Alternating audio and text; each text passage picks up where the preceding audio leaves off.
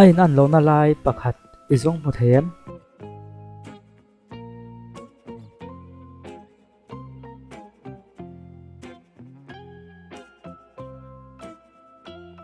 ain an lo na lai chu helai hi ni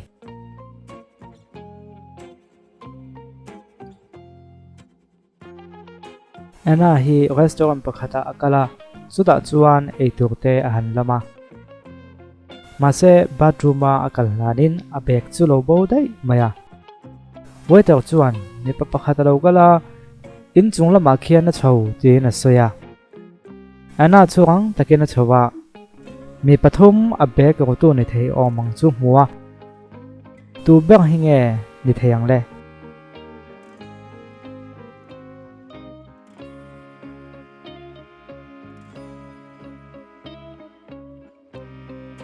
henu hi ni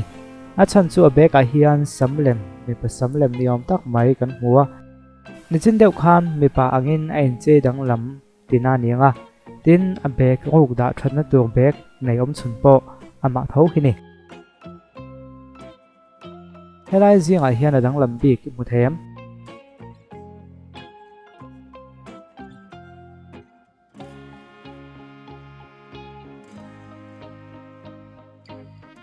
helai hian a omani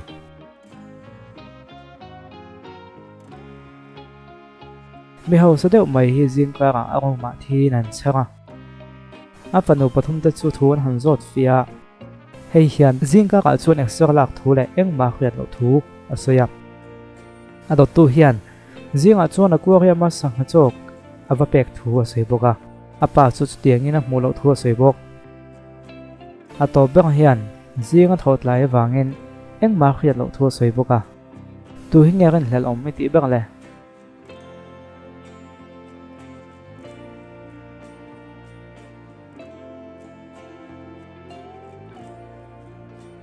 sangha cho ka pe ti tu hi ni a chan chu aquarium khian tala sangha cho han pek tu po a om lo ni ena hian thut thleng hi ong a hnoya chu ti lai tak chuan a hnung lam atang hian tlangwal pakhat hian a lo awa a hmel a thakau phiana a en de uvung vunga a han hoilet le chuan a bek chu a lo bo ta dei maya a bek ro tu ni thei om han zong vat wata heng ho zinga hian a bek la tu chu an omani chu chu tu hi nge le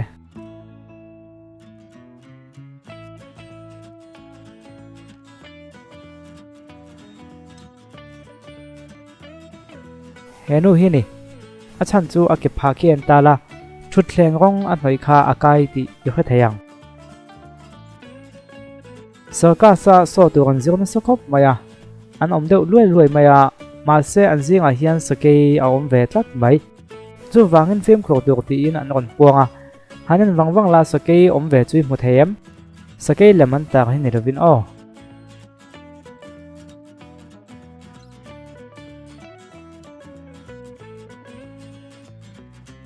sakei chu heta hian a omani adang lam bik han zong le te le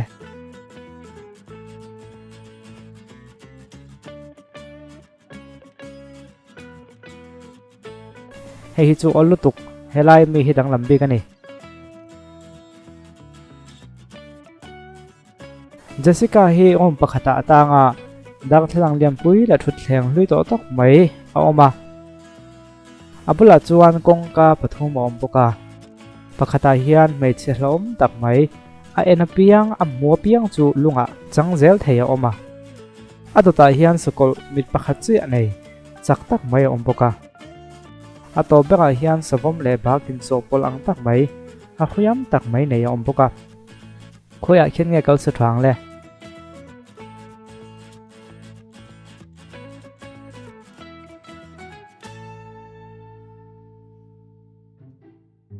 ama sobeka hin kal se dak thlang liam pui kha keng se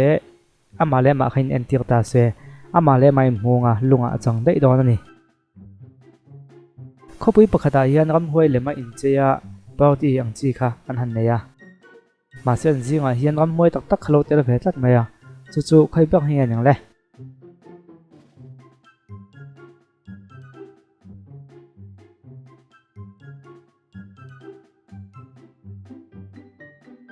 helai nu hi ni a chan chu a thla hi an ta la rim thla nei ve me lo ni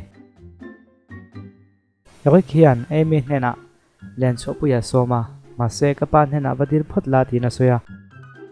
helai zinga hen emi pa dik tak chui khathem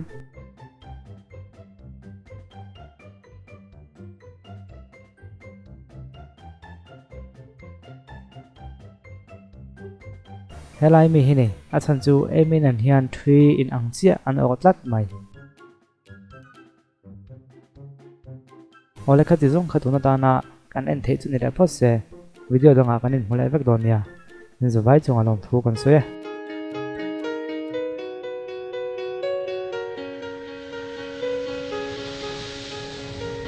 em mê là môi hè sen cả